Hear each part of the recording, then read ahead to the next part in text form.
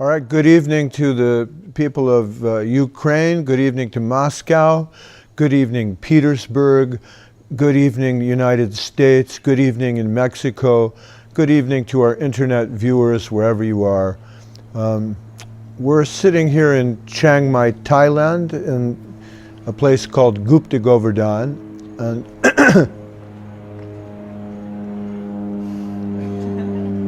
an airplane is passing overhead.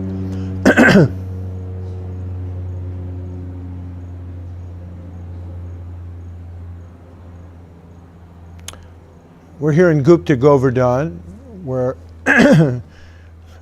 our temple here is presided over by Giri Raj and associates, and also by my Guru Dev, Bhakti Rakshak Sridhar Dev Goswami Maharaj, and of course His Divine Grace Bhakti Sundar Govinda Maharaj. And we have some devotees who are interested in hearing me speak. My name is Bhakti Vidhan Mahayogi. Some of you know me.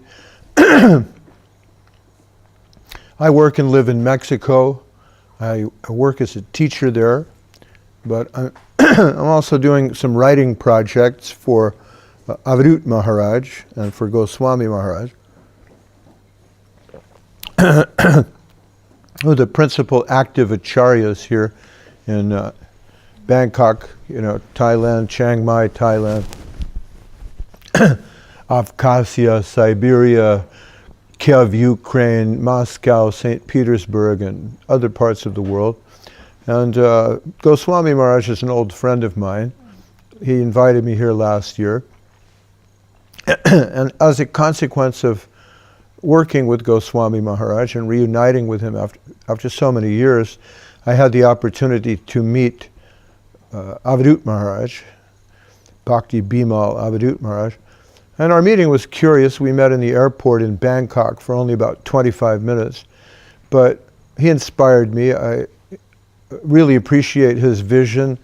I know some people find his methods perhaps eccentric, but they fit right in with my way of life and my way of seeing things. So I really appreciate Avadut Maharaj. I think he's interested in a more universal approach to Vaishnavism, and he's interested in taking Hare Krishna into the 21st century. So he asked me to work together with him on two different projects. One of them was to try to popularize the Mahabharata for the modern reader. And the concept is to create a graphic novel, actually 6 different graphic novels, 120 pages each, describing the Mahabharata and its purpose, and the war between the Pandavas and the Kauravas, which eventually leads to the greatest wisdom book in the Indian tradition, which is the Bhagavad Gita, or the Gitopadesh, which forms a part of the Mahabharata. Really, all of the Mahabharata, the whole conflict leads up to the conversation between Krishna and Arjuna. So to that end, Avadut Maharaj asked me if I could help him. And he also had this idea to do something about Angkor Wat. So in our meeting at the Baghdad, I keep saying Baghdad, Bangkok airport, about a year ago, I said, yeah, I can do that. I can write movie scripts for Angkor Wat, and I can write a condensed version of the Mahabharata as you like. And so when I returned to Mexico, apart from teaching English, I'm also writing every day a few pages of Mahabharata. The idea is I'm writing a book, and from that book we can use the different stories to create the graphic novel. I'm working with a Ukrainian artist. His name is Igor Baranko. And he sent me a few things over the internet, and I looked at it and thought, okay, I can do this, I can do that. So in the course of this year, I've written about 150,000 words on the Mahabharata, which breaks down to about 500 pages. And I'm very proud of being able to work with Avadut Maharaj and the inspiration he's given me, because somehow the Mahabharata is flowing through me. I'm using the Kishori Mohan Ganguly translation, which is probably the best English translation, and it's the only one which translates every verse in the Mahabharata. So his style is a bit Victorian, and sometimes Victorian English is difficult. Also, I have to leave some things out that will not really play well in a graphic novel. For example, if the rishis in the forest are discussing the proper dietary habits for kings, and that goes on for 50 pages, I have to consider that that's not going to fit well in the graphic novel. And so I'm condensing some material with, apologies to Vyasadeva. But the idea is, if we do this successfully, we may be able to create a Hollywood blockbuster movie based on the Mahabharata, but with a more universal appeal than some things that come out of Bollywood. And so apart from that, I started working on the script on Angkor Wat. And Angkor Wat is very curious because it's the largest religious temple complex in the world. It dwarfs the pyramids of Cheops at Giza in Egypt. It dwarfs the Mexican pyramids of the Aztecs in Teotihuacan, the sun and the moon. It's about 500 times bigger. So this incredible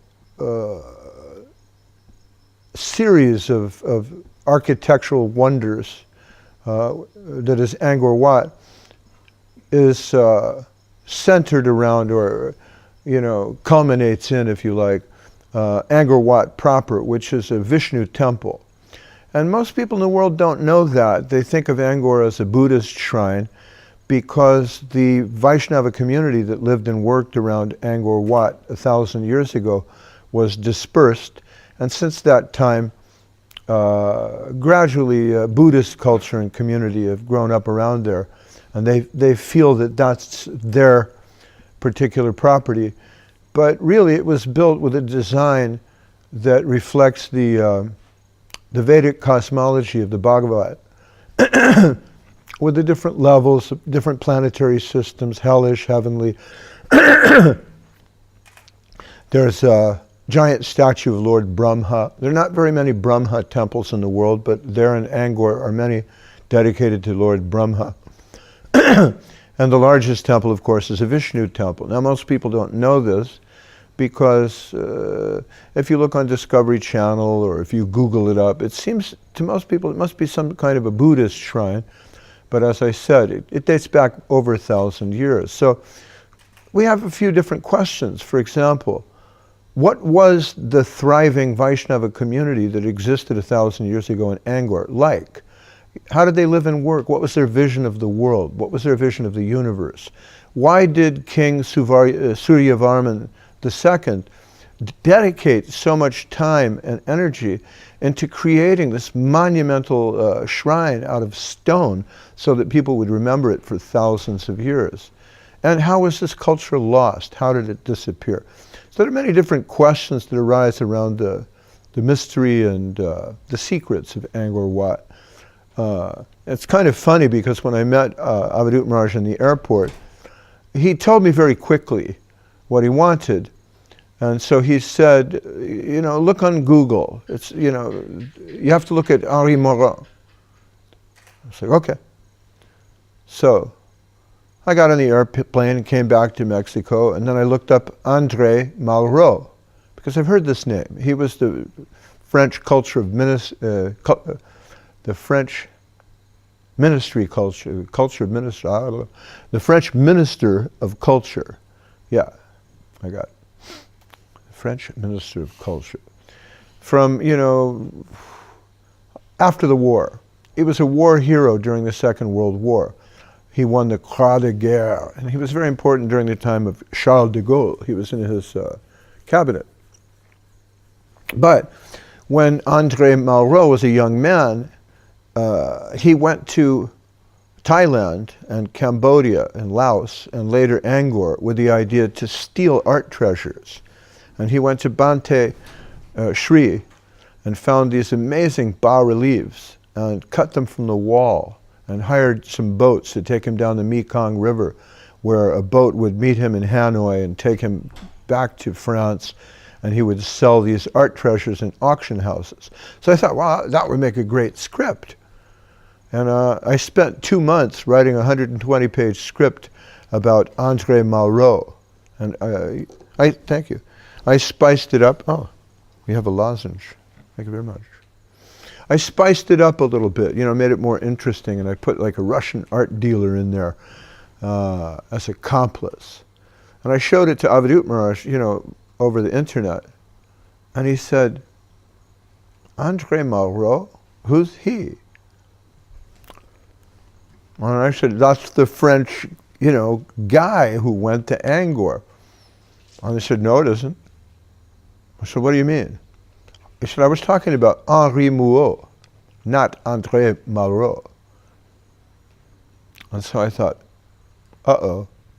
And I had to go back and study the life of Henri Mouot. Henri Mouot was a Frenchman who went to Russia and studied languages in Petersburg. He was a linguist. And later returned to France, he marries, and he becomes expert in daguerreotype photograph, which is the early photograph. Before you had digital photos, there was film, and before that, they had a special kind of a silver-coated plate that was used. It took a very long time to make a photo. But Mouot was expert in that and had a lot of scientific expertise. In fact, during the Victorian time, people who were scientists weren't specialists like they are today, but there were people who had a deep curiosity and were very well educated and a certain amount of facility and maybe some money backing him. So Mouot couldn't get any backing. He decided to finance his own expedition of discovery. He was interested in discovering the world. He went to Africa, but he found that, Africa had been discovered, perhaps by the Africans. And so he continued. He had this lifelong dream of a golden city in the jungles of Vietnam. His journey takes him to Thailand. He meets King Mongkut. King Mongkut was the same king in the story of Anna and the King of Siam. It's also made popular as the King and I. He was a very forward-looking, well-educated king. So when Mouot, the French discoverer, meets this Thai king, and he tells him, I'm interested in a golden city, the king tells him, well, perhaps gold is not really what you want. You should look into your heart and find the truth. The Buddha has some interesting things to say. But Henri was determined, and he said, well, go see the king of Cambodia. And he traveled up the Mekong River and went to Cambodia, and one of his men was eaten by a crocodile, and he presents the king of Cambodia with a pistol. And the king of Cambodia immediately goes, oh, does this work? Pew! And a vase explodes, and Mouot tells him, yes, of course. It's a fine pistol. The king is very happy with Henri Mouot, so he explains to him, I don't know about a golden city, but there's an ancient city north of here on the Tonle Sap River, and this might interest you.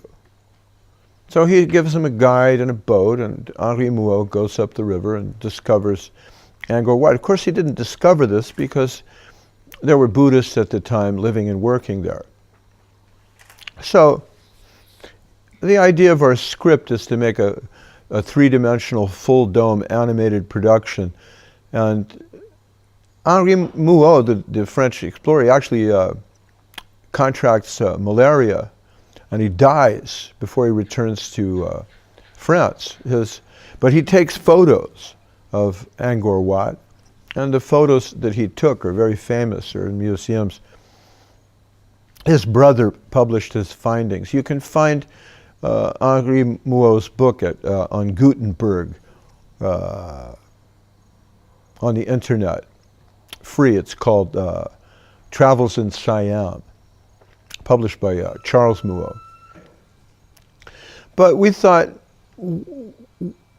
what did Henri Mouot really discover? What did he find? You know, if you went to Angkor and found this Vishnu temple 150 years ago, how would that change you? So in the film that we're working on, we plan to have kind of a subjective transcendental reality presented to the viewers, where they can see, all right, Mouot is walking and he sees a bas-relief of Mahavishnu with the lotus sprouting from his navel, and he's lying on Anantashesh. What would that look like? How does that develop in 3 dimensions, you know? The creation of the universe, different cosmological ideas that are represented in the architecture of Angkor. And for example, the different planetary systems, the churning of the ocean of milk by the demons and the demigods.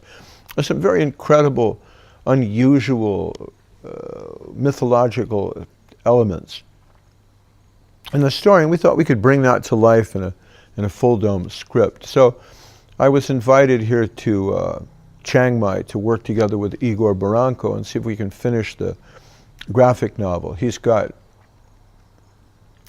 one of a series of 3 books already sketched out and mapped and storybooked. So we have to try to work out the dialogue and some details, and we hope to publish that soon. And very soon, in a couple of weeks, we'll take a scientific expedition. Scientific in the same sense that Henri Mouot's original expedition was scientific. We're erudite people interested in a particular subject. We have a deep curiosity, and we hope to discover the mysteries and secrets of the ancient ruins there. So it will be headed up by Avadut Maharaj, and we will proceed, I'm not sure by land, by sea, or by air, to Angkor and photograph the area. And what we're doing now is we'll make a short documentary, kind of a reality TV series with short episodes of 12 minutes or so, where a film crew is going to Angkor to try to understand how to make the film. So we will retrace the footsteps of Henri Mouot, the 19th century explorer, photograph and discover the secrets and mysteries of Angkor Wat, and along the way try to have some deep transcendental conversations about the nature of life, the soul, dedication, Vaishnavism, and its representation in different communities, God consciousness and society consciousness, and the relative and the absolute.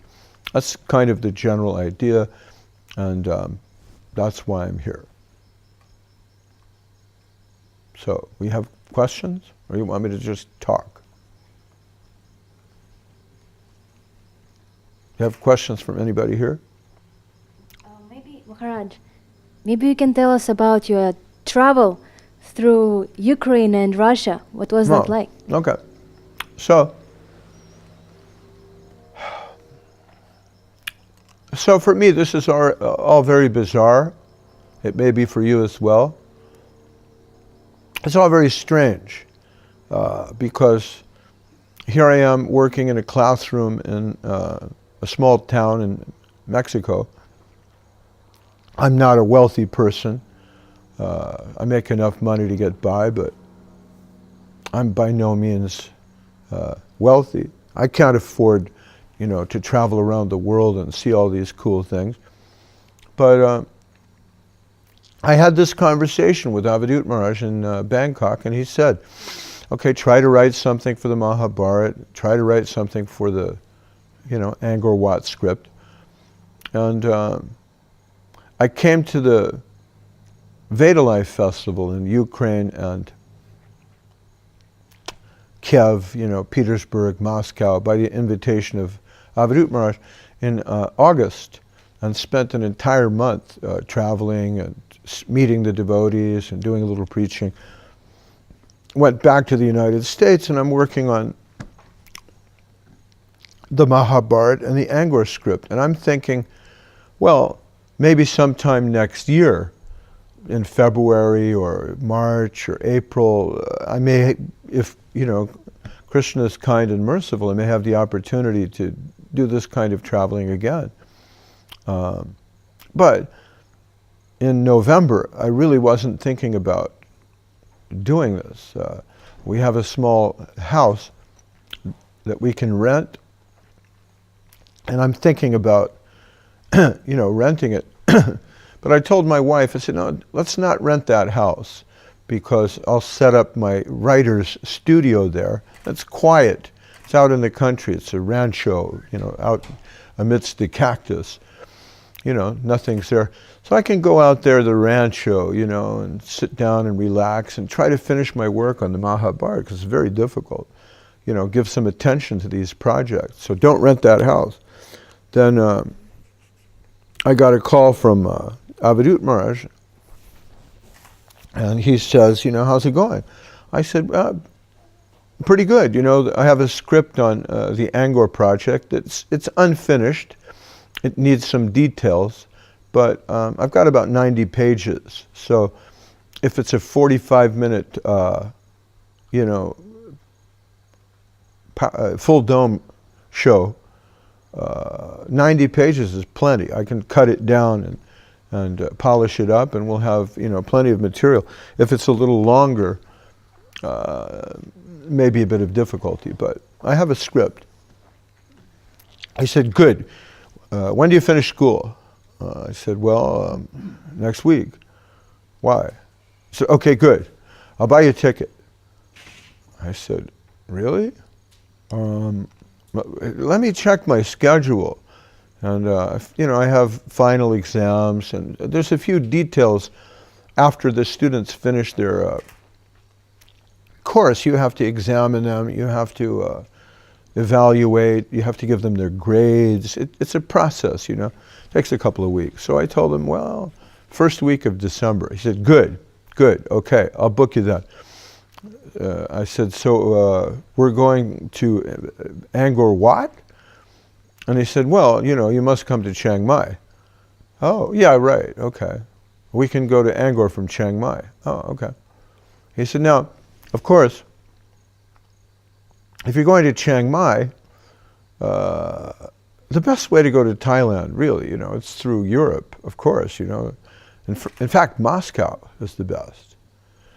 And I said, really? Isn't it kind of shorter if I go over the Pacific?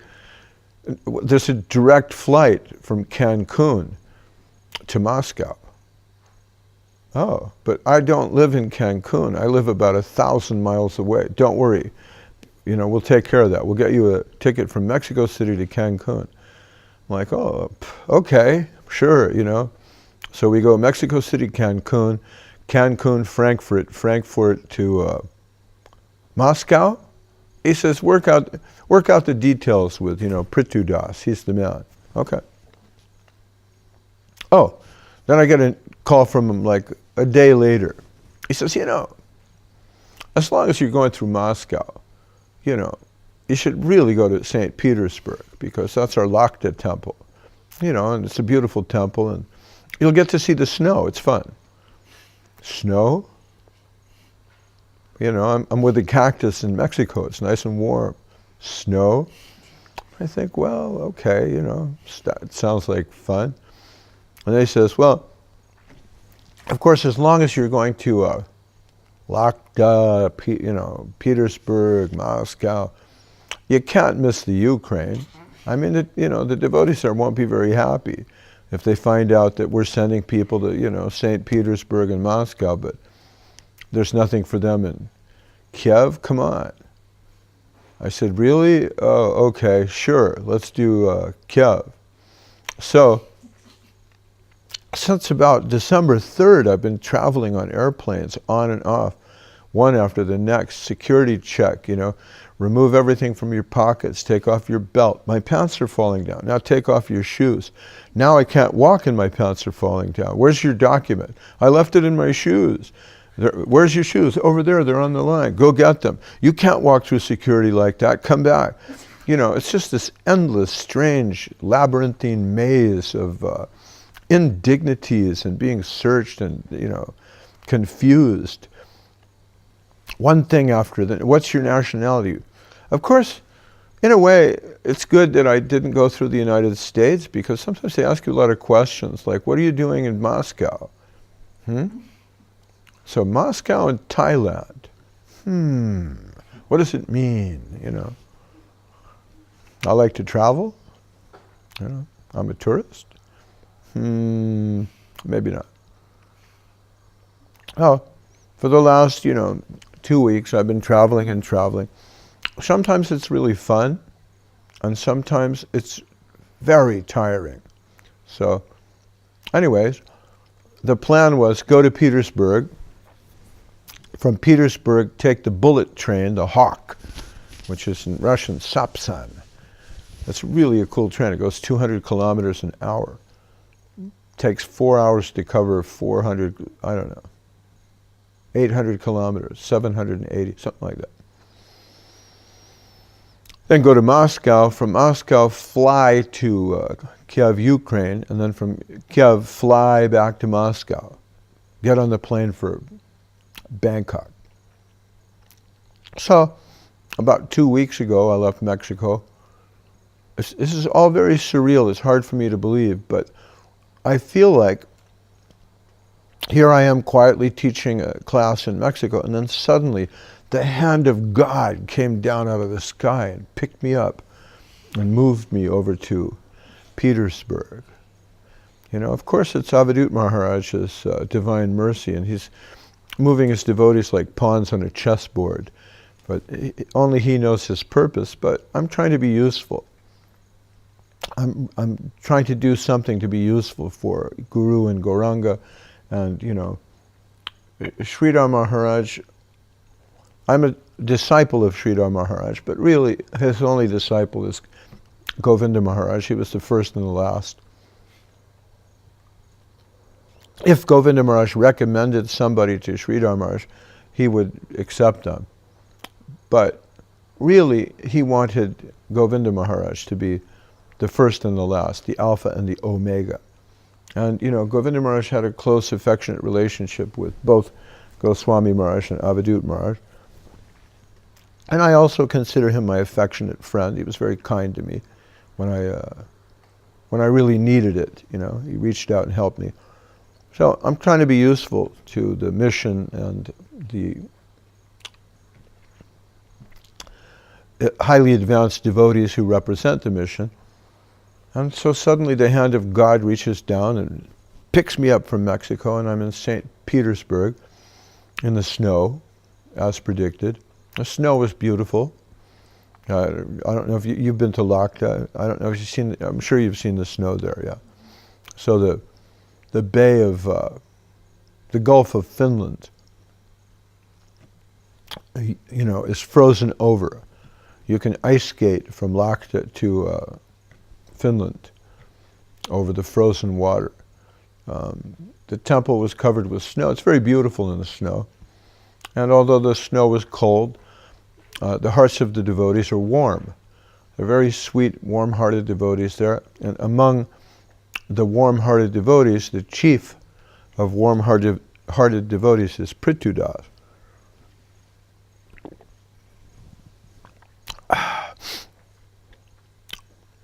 Who took care of my every need. If I wanted tea, if I needed a pair of socks, he was there.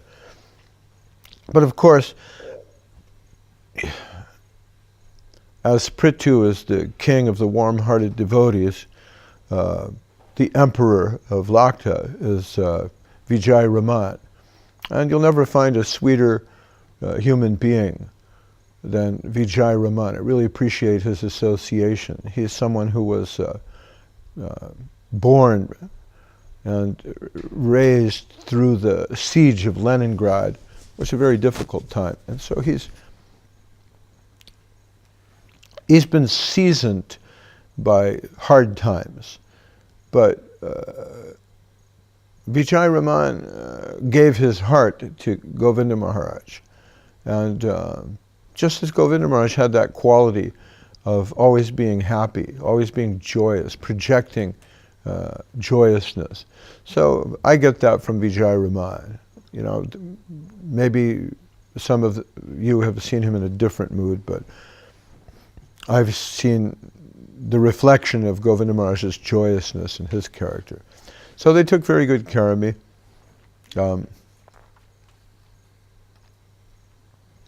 They asked me to speak on Govinda Maharaj's appearance day, and I told the devotees there that three things. Number one, if you look at his life history and the life history of Sridhar Maharaj, Govinda Maharaj was his first and last disciple. And Govinda Maharaj, Sridhar Maharaj knew this the day he met him. You know the stories of how Govinda Maharaj came to the mat. After he'd been there for about a week, Sridhar Maharaj told the Gaudiya Mat brahmacharis, who were disciples of Saraswati Thakur, he will be my successor. And those brahmacharis, they were thinking, you know, maybe Sridhar Maharaj is kind of old, his health is not so good, we have this temple here, we helped you establish it, you know. They tried to make a constitution with him where there's 2 brahmacharis and 1 Sridhar Maharaj, so if everyone has a vote, they would control things, you know. But Sridhar Maharaj kind of told them, no, he's the man. He will be the successor. And they were thinking, you know, maybe Govinda Maharaj will go out and collect, you know, make a little money for the mat, you know, take care of business. I don't know, whatever brahmacharis do. You know, maybe he can cook and clean. But Sridhar Maharaj told them after 1 week, no, he's the man. He is the successor acharya. He will succeed me, not you. You know. So the day that Sridhar, practically speaking, the day that Sridhar Maharaj met Govinda Maharaj, he knew, you know, I have a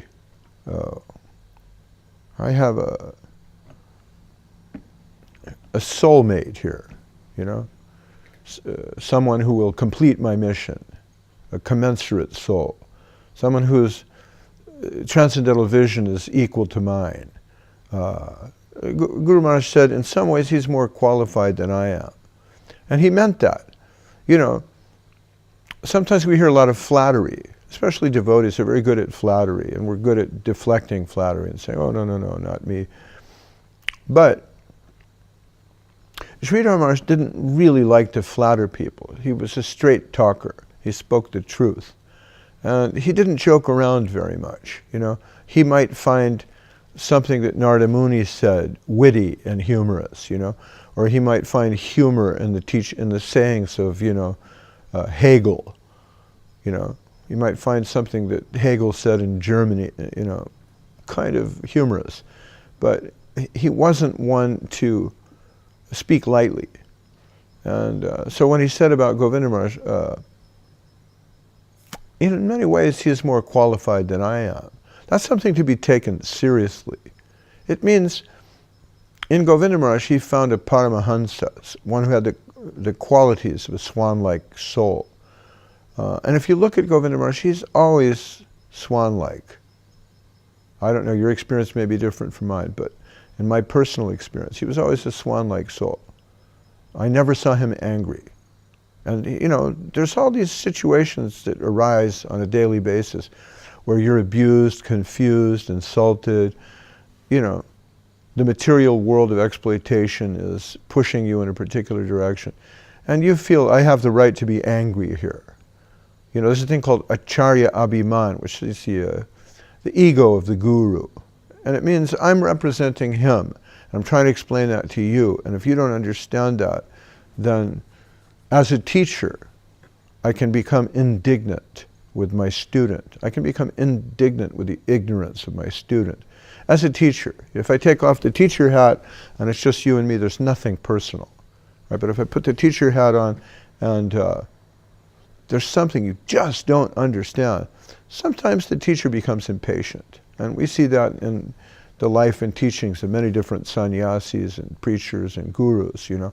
Even Srila Prabhupada, sometimes he would become frustrated with the idiocy of his Western disciples, just thinking, oh my God, you know, how can you possibly be that stupid?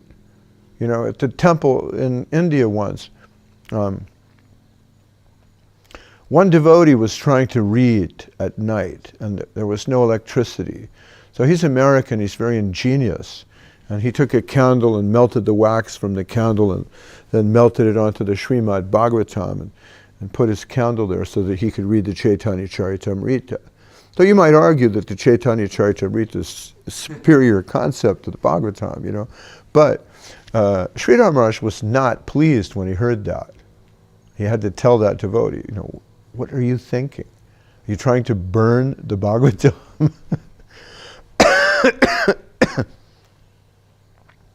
And, you know, so we saw Sridhar Maharaj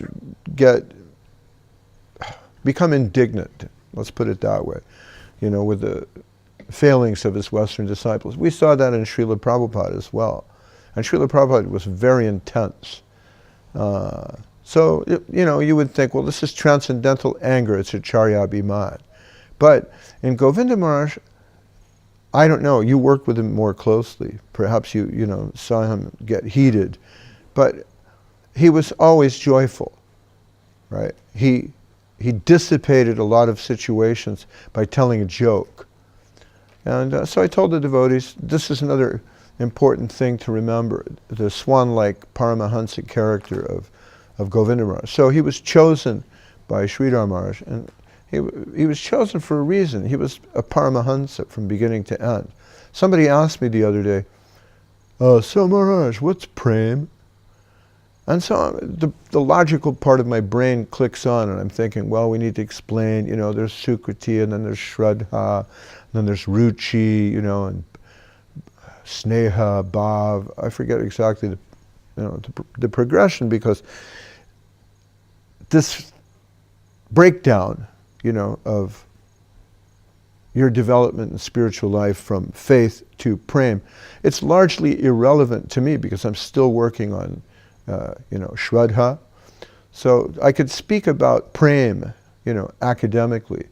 But then I thought, well, that's not a very good way to answer the question. I said, you know, what is prem? There it is. Look at Govinda Maharaj. You want to know what prem is? Look at him. Study him. Watch him. See him.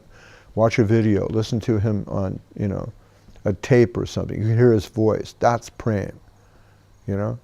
So in some ways, if Prabhupada and Sridhar Maharaj are saying, well, in some ways he's superior to me, you know, think about the great joyous nature that he projected.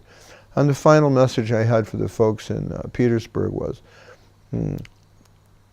that you are all very fortunate to have this connection. You're very fortunate to be connected to Govinda Maharaj, either personally by being his disciple or through one of his followers like Avadut Maharaj or Goswami Maharaj or Bhakti Nirmalacharya Maharaj, whoever the representative of Govinda Maharaj might be. You're all very fortunate to have this connection because you're connected with Krishna Prem and you can see what that is. And by serving the servant of Govinda Maharaj, you can make progress in your spiritual life. So that was my message to the people of the devotees in Lakta, you know. And I had some questions and, you know, took prasadam a couple of times, had a cup of tea with Bhakti Vijay Raman Maharaj, and then the following morning, I was only there for one day, Prithu came to my door and knocked on the door and said, okay, it's time to go. And we raced from the Lakta temple through the streets of Petersburg and past the Winter Palace and past the palace where some czar named Peter Piper picked a pet. I can't remember the name of the czar. Was afraid of a man named Michael, and he built a special castle with a moat around it to protect him. So, you know, we raced past the important historical buildings in the center of Petersburg, made it to the train station, hopped on the Sapsan, the hawk, and blew past the Russian countryside at 200 kilometers per hour, and 4 hours later emerged in a colder, more freezing, windier place called Moscow. And then from Moscow, we met Gokula Taruni and Muralishwar.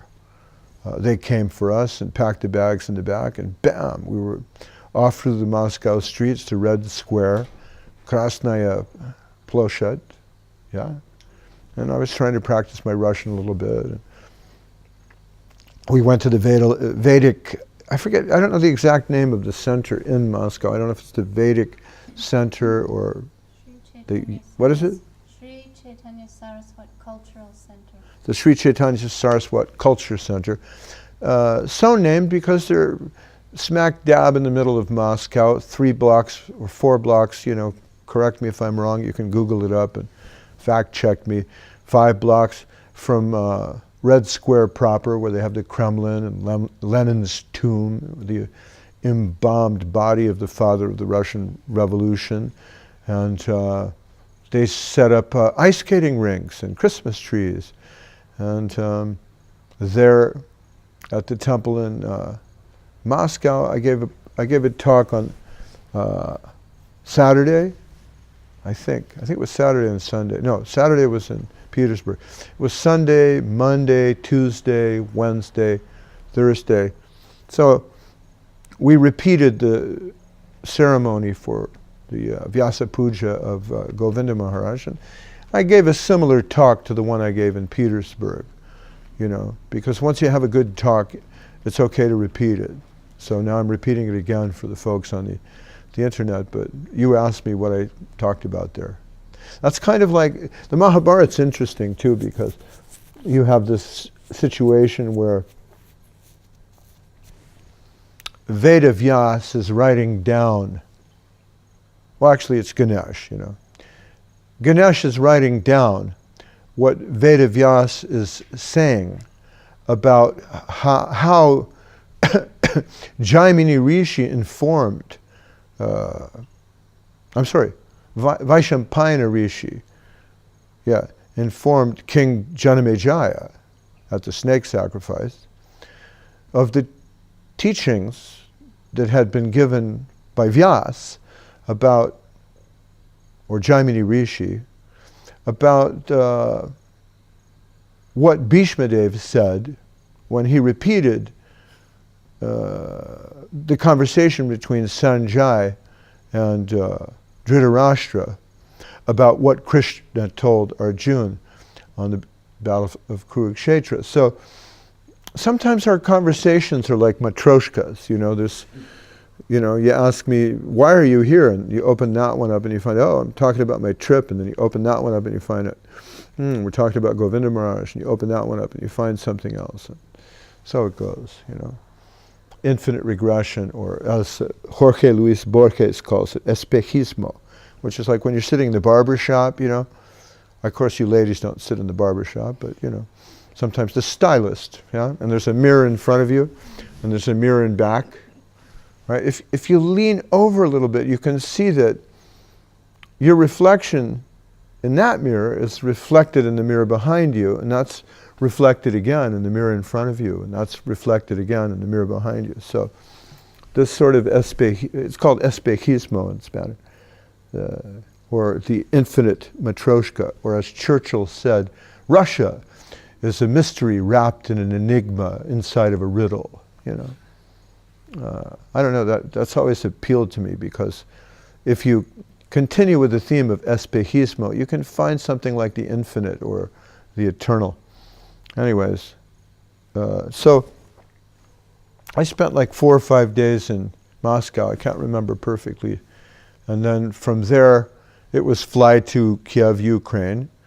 And in Ukraine, I met the happy devotees of Veda life. And they have a center in Kiev where they organize things like yoga and talks. And they have a new thing called Vega Food. So if you're out there, buy some Vega food and visit the Veda Life Center in Kiev. and talk to Alakananda Devidasi or Asutosh Krishna Prabhu. And we had a program. Yeah. All right, now we have a question. Yeah? It's Alakananda Didi says, But you need to speak up because I cannot hear you. Alakananda Didi says, Dandavats to all the devotees and Mahayogi Prabhu. We are sending our best birthday wishes to Mahayogi thank and very happy that he's arrived to Chiang Mai safely. With love, give devotees. Well, thank you. Thank you very much, Alakananda Devidasi Didi, and all the Prabhus down there in Kiev, Ukraine, and all the happy Veda Life people who gave us such a warm welcome and treated us so nicely. We had a couple of programs there in Kiev at a big hotel. They have 150 people or so come. And I spoke to them about subjective evolution of consciousness, the origin of the universe, Mahavishnu, how the Vedas come from the flute song of Sri Krishna to Brahma, and then are manifest in a written form by Veda Vyas, and there's the Rig, Atharva, Yajur, and Samavedas. But while they talk about sacrifice, they're very arcane and difficult to understand. So their theme was promoted in the Vedanta Sutra, but people don't really understand the Vedanta Sutra so well. So we have 108 Upanishads, but out of those Upanishads, the best is the Gita Upanishad from the Bhagavad Gita. And so we talked about that, took some questions. They asked really good questions in Kiev. Very deep, interesting questions that you could see. The audience in Kiev, thank you for joining us. The audience in Kiev, they were well-educated, cultivated people. They sat very quietly and in a very dignified way, listened to the talk for over an hour and a half, and then we did like an hour of questions until the owner of the hotel came as we were taking prasadam and turned out the lights and told us, it's time to go. So that's a successful program when they have to kick everybody out later because they don't want to go, I thought. So I owe that also to Asutosh Krishna Prabhu, who's an excellent translator. He's a very transparent translator. It's a difficult ability. Some old woman came up to me and asked me something about, I can't remember, faith. I don't remember her question right now. But Asutosh Krishna, I noticed as he was translating her, he became that old lady. Right? Some old babushka, was asking me this question. And I said, what does she say? And suddenly, Asutosh Krishna transforms himself into the same babushka, but he's speaking English. So, yeah, it was incredible. That was a great experience. And then the next day, we went to, earlier that day, the Ukrainian devotees invited me to a thing called banya, which is something like a sauna, but they beat you with these birch tree saplings and leaves sewn together in a kind of a broom. And they take that and they heat it up over the flames, and they put it on your face until you can't breathe, and then they smack you on the back. It's great. It's great. It's really wonderful therapy. I had a sore throat, but I felt much better after. And then the next day we went to, I'm trying to remember what that lady asked me. It'll come to me. Next day we went to the Veda Life Center proper and met some of the devotees there. Among them there's this devotee named Leela Sundar. And he's incredibly skinny, but he has this bright face. It's just glowing, right? Like the sun. And just a brilliant young man, very intelligent. And I have a blog. Check out my blog. It has a funny name. It's Mex Post Fact, and it's blogspot.ru, or it's blogspot.mx. What I'm trying to do is, because I don't understand it, ladies and gentlemen, boys and girls, I don't understand any of this. Krishna's mercy is adhokshaja. It's impossible to decode or analyze logically. So if you go through the Bhagavatam or the Chaitanya Charitamrita and you try to analyze logically what's going on there, sometimes it escapes you. You just don't get it. How is that possible? You know? How is it possible that Karna was born from the ear of Kunti? You know? I don't know, but there's some things that are just, they're impossible to understand, but yet they're real. That's why fiction writers, they're very expert because they take a non-fiction idea or concept, right? And they make it fictional enough that you don't take it so personally, and they create a structure for it that you can feel. So it has a beginning, it has a middle, and it has an end. But nobody's life is really like that, right? A TV program, a movie. A TV program, in 30 minutes they pose a conflict and a problem, and then they wrap it up and everybody's happy at the end. You know, or they find the bad guy. But real life is not like that. Real life is messy. You could try to write a real life story, but people will just go, what? That doesn't make any sense at all. So I started this blog, you know, to show people with pictures and a little bit of story what's happening in my life, because I don't understand it myself. It's Krishna's mercies passing through me in such a strange way that I don't get it. But maybe if I write about it and I put the photos up and I look at it later, I'll be able to make sense out of it. And maybe I can explain it to some of my students later.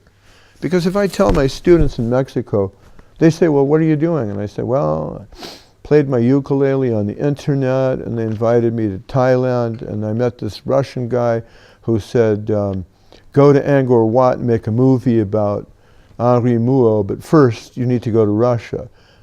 People just go, what? I don't understand any of that. So, you know, Alakananda, she knows my story. You know, some people know my story and they go, well, what's the problem, Maharaj? This is Krishna's mercy. I mean, it's obvious, you know. Right, so good to see you, Alakananda. And all the devotees here, send out a big blessing and a Hari Bol to the folks in Kiev. Let's hear it. Kiev Mission Ki Jai. Now come on, guys. That was really weak. That was really weak. Veda Life Kiev Ki Jai. Now it's better. Yeah? What else? We have one question we have a question. From Russia. From Russia. Okay. Russian devotees Ki Jai. Yeah. This devotee says, Dear Maharaj, presently you live mostly at home, but still managing to do lots of service. So, my question is, how can I know if I am actually serving Krishna if I'm living outside of the temple? Oh, this is a very good question. People ask me this all the time, you know. And, you know, I'm not really an expert in the material. You know, the best person to ask is Goswami Maharaj or Avadut Maharaj, but I'm here by your invitation. I can say something. When I'm in my home in Mexico, when I'm doing my service, right? For example, most of this year, really, before I got into the Mahabharata, I was writing a memoir for Goswami Maharaj.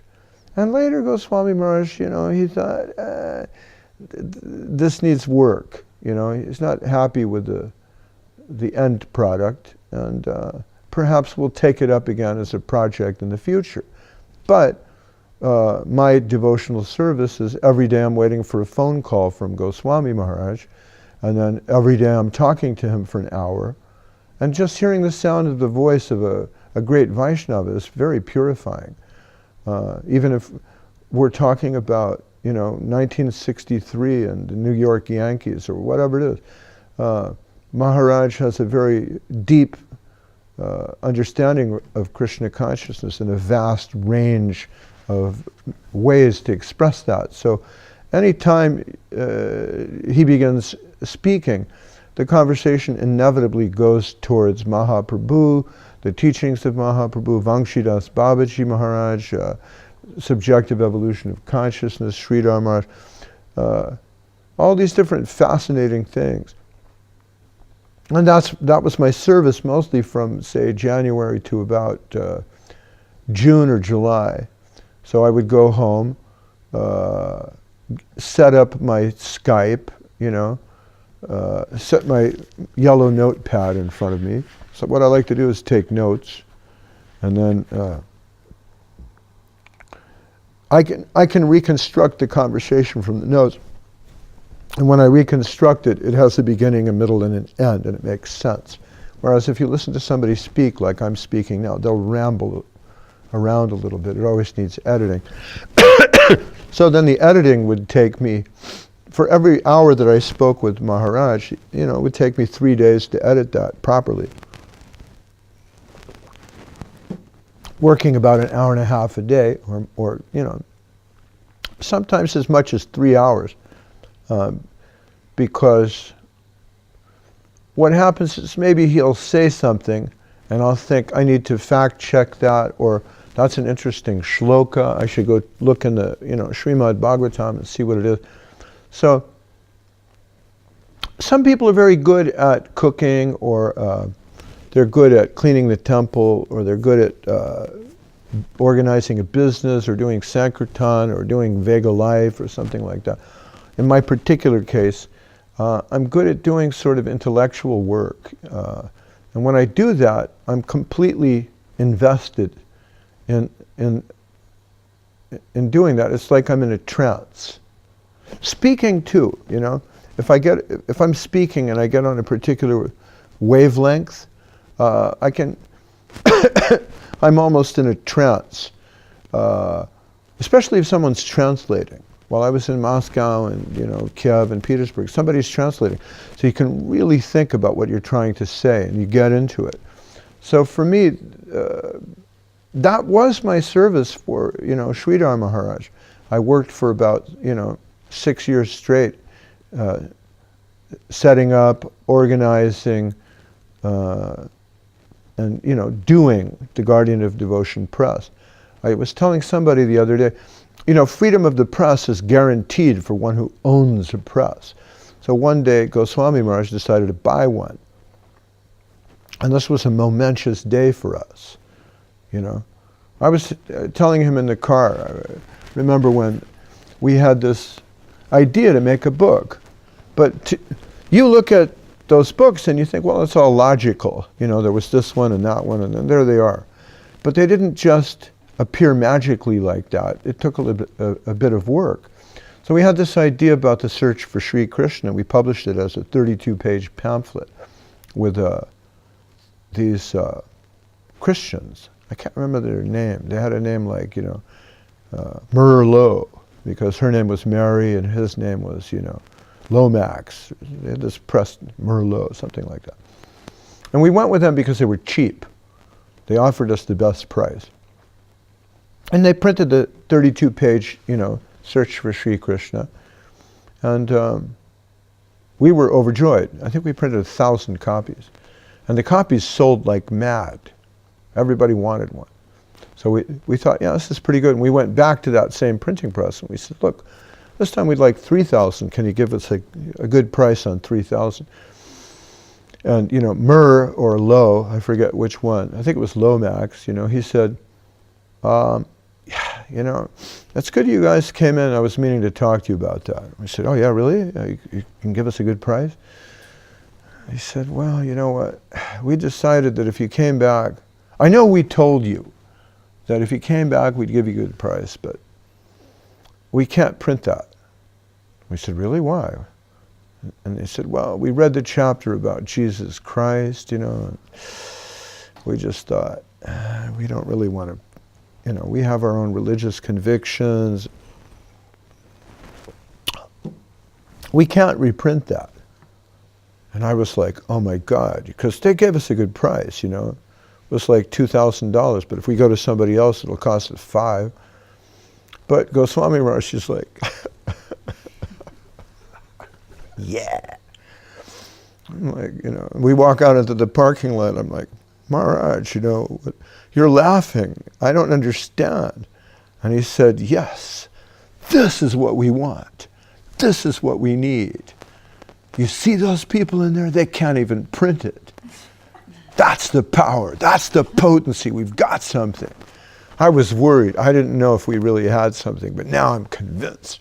So on the basis of that conviction, we decided to buy a printing press, which is a big investment. It's like $20,000, And that was a whole adventure in and of itself, but the idea was, I said, how is this really going to work? We'll get to that. Finally, we bought a beautiful Heidelberg cord, which is a one-color press, but it's just a gorgeous press. You look at it and you can see it's a work of art. And I said, okay, so, how are we going to, print the books? He said, well, Mukundamala Prabhu, this is the instruction manual. You just read the manual, you can do it. Because we had a very complicated typesetting machine. I can't even describe it to you. This is before digital. And I was running that. We bought it. I told him, don't worry, I'll figure it out. So the idea was, don't worry, I'll figure it out. So after like 2 weeks of reading the manual and trying, I managed to turn the press on. I could find the button to turn it on. And I printed out a sheet of paper that looked like mud. It was terrible. So we knew that we had to hire somebody. But that Goswami Maharaj had such confidence in me that he thought, give it to Mahayogi, give it to Mukundamala, he'll read the book and from the manual he'll understand how to print it. That was a great compliment to me, But all these different things that we did, back in the day, that was my service, analyzing things, working it out, and being intellectual about it. So even though I'm in Mexico, and I'm in a small pueblo thousands of miles away from Russia, or Vrindavan for that matter, Navadvip Dham or Chiang Mai, listening to Goswami Maharaj on the telephone, that just, shoots electricity, transcendental Hare Krishna electricity through my body and brain and charges me up, So that was a great, if I'm listening to him for an hour and then thinking about that and working on it for an hour and a half and then spending the rest of my time during the day waiting for the phone call or printing that out, making corrections, that sort of thing, I'm absorbed, right? The Mahabharata is similar. Mahabharata doesn't have the same vibration as the Bhagavad. Bhagavad is pure nectar from beginning to end. It's all rasa, it's all lila, it's all ontology and cosmology. It's all there. Mahabharata is a bit drier, on that count. Someone said, Sridhar Maharaj said, the only rasic moment in the Mahabharata is when the Kauravas, Dushasana, he's stripping Duryodhana, stripping Draupadi of her sari, and Krishna appears to supply endless sari. That's the real rasic moment in the Mahabharata. So it's not as juicy as the Bhagavatam, but at the same time, I'm spending 3 hours, like I've written 150,000 words on the Mahabharata. It's about 500 pages. So as you process that and write it every day, absorbs you. You become absorbed in Krishna consciousness, for lack of a better word, And that's what inspires me.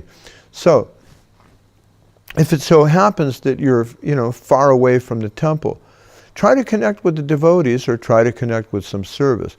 Of the two, connecting with the devotees is more powerful. When Goswami told me, well, I don't really think I want to continue this project with the memoirs, I was like, but we can still talk, right? It was very painful, but now I have this thing with Angkor Wat is kind of fascinating. But while it's conceptually related to Vaishnavism. It may not be 100% pure, but it's just like the man here in the temple who drives the car, right? He's thinking, well, Avadut Maharaj is going to go somewhere at 3 o'clock. I have to make sure there's oil in the car. I have to make sure there's gas in the car. There's a problem with the carburetor. So he's, maybe tuning the carburetor, and another devotee will be walking by chanting japa with the Bhagavad Gita in his hand, thinking, Maya. But it's not like that. That person is absorbed in the transcendental plane even as he's tuning the carburetor, because he's thinking, I don't want Maharaj to have an accident. Maharaj has to drive So if you're doing service to the devotees, you'll feel the service connection. If you don't feel a service connection, then you need to make some adjustment. Okay? Now, I'm being very verbose and talking because I'm thinking I have a lot of time to talk, and I don't know. Well, yeah, I'm just going blah, blah, blah, because I'm waiting for a question. Personally, as a teacher, I don't like to stand in front of the group and talk because I used to. When I was a younger devotee and I would give Bhagavad Gita class or, Bhagavatam class, my thing was to copy, what they do in India, and sit in a big chair and saying, quotes. I would quote one shloka after the next, after the next, after the next, and try to imitate exactly what, Sridhar Maharaj had said. But it's interesting that according to new methods of teaching, students don't learn if they just sit and listen. They have to participate. So when I teach English, I like small groups, and I like them to participate. I like to give them activities, things like that. So this is not really my mode, but I can do it if I have to. All right, Kiev? Did you hear me in Moscow? Are you out there, Leningrad? Or shall we call it Petersburg? Haribol. Anybody in Mexico? Adios. What's going on? So, any more questions, or that's it? We had one question. There's one person watching in Kiev. Thank you, Alakananda. Thank you. Happy birthday to me. Yeah, it's very strange because last year I flew on my birthday. Exactly. It was December 17th. And this year I also flew on my birthday. So, I don't know. That's adhokshaja, I think. Oh! So, all right. So, to amplify my blog and stuff like that, I'm taking I'm taking names. So if you feel like it, you don't have to. It's not obligatory, right? You can put your contact information on here. And so far, this contact information is absolutely confidential because it's only on this pad. I haven't done anything with it yet, but the idea is I'll send you an email or something and we'll stay in contact. Because I went to Chiang Mai last year and I met all these people. Now, there's so many faces, but we're in a different place, you're wearing different clothes. It's hard to remember, So we will hopefully stay in contact in cyberspace. I'll put a pen on there. Thank you. Does anybody here have a question? Yeah. Well, we're out of time. We're finished. The link is down. We've been disconnected. There's no more Skype. There's no more internet. There's no more Twitter. Huh? Haribo. But I don't know. Somebody here might have a question just to, make it happen. Or we're tired. It's Ekadashi. We didn't eat anything today. We want to go to bed. It's cold. I understand. Well, thank you very much for sitting here with me for a few minutes and, giving me the chance to ramble on about my strange and adhokshaja adventures in this world of exploitation. You want some song? You do it. My voice is really, really tired. I'll do it for like 3 minutes, but just quickly, Haribol.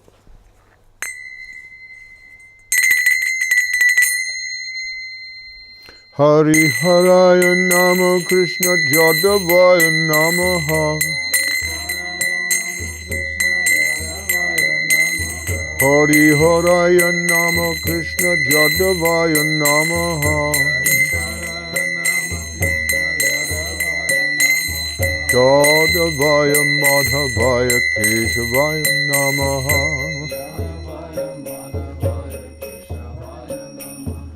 Gopal Govinda Ram Shri Madhusudan. Giridhari Gopinath Madana Mohan.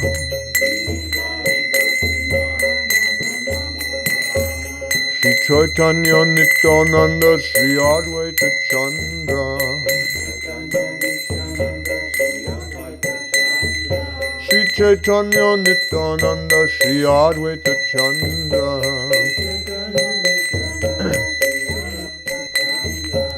Gadadhara Shivasadi Gaura Bhakta Vrinda.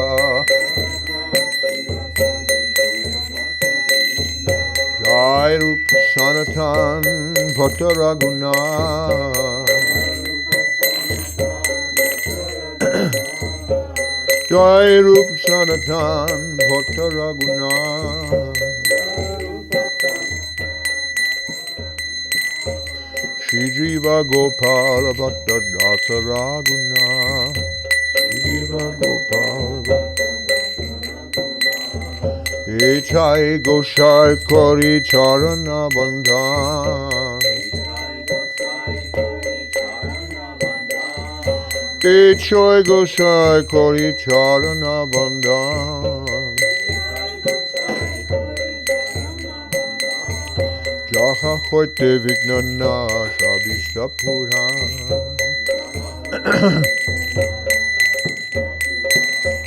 Ichai Goshai Jai Muritarodas.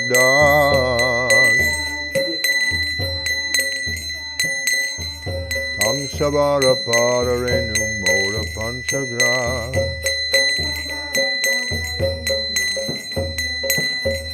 Tandara Charana Sevi Bhakta Sanivas.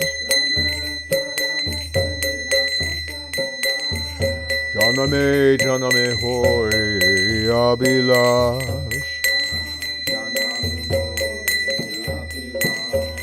Ichai Goshai Jabi Braje Koilova.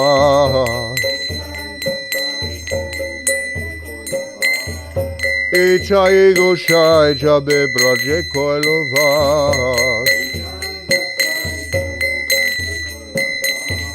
Radha Krishna Nitya Lila Kaurilo Prakash.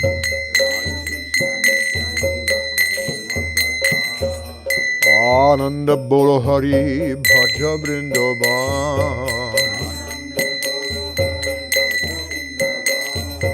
Ananda Bolo Hari Bhaja Vrindavan. Shri Guru Vaishnava Pade Maji Hama.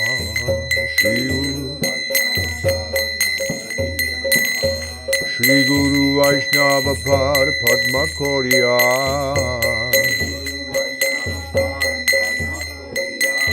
Harinam Sankirtan Ko Narottam Das.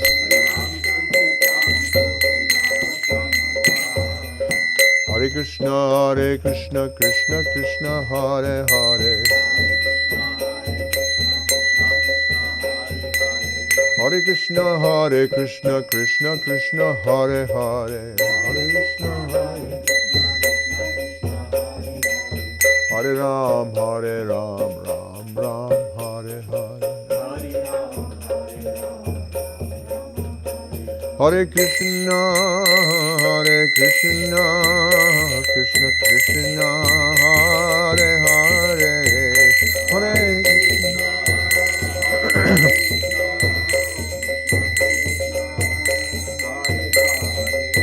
Hare Rama Rama Rama Hare Hare. Hare Rama.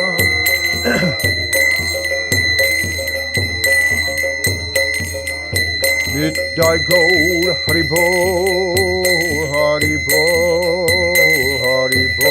Nitai Gaur Haribo.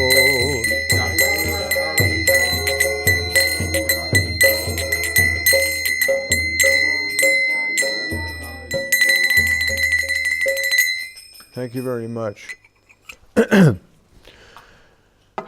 Jai Saparikar. Stotra Satyashi Srimad Paramahansa Parivrajikacharya Bhakti Rakshak Sridhar Goswami Maharaj Ki Jai. Jai Om Vishnupad Paramahansa Parivrajikacharya Stotra Satyashi Srimad Bhakti Sundar Govinda Maharaj Ki Jai. Jai Om Vishnupad Paramahansa Parivrajikacharya Stotra Satyashi Srimad Bhakti Sudhir Goswami Maharaj Ki Jai. Jai Om Vishnupad Paramahansa Parivrajikacharya Stotra Satyashi Srimad Bhakti Bimal Avadut Maharaj Ki Jai. Bhakti Vrinda Ki Jai. Associated devotees Ki Jai. Moscow Mission Ki Jai. Veda Life Ki Jai. Chiang Mai, Gupta Govardhan, Hare Krishna devotees Ki Jai. Whole world sunshine Prabhupada Ki Jai.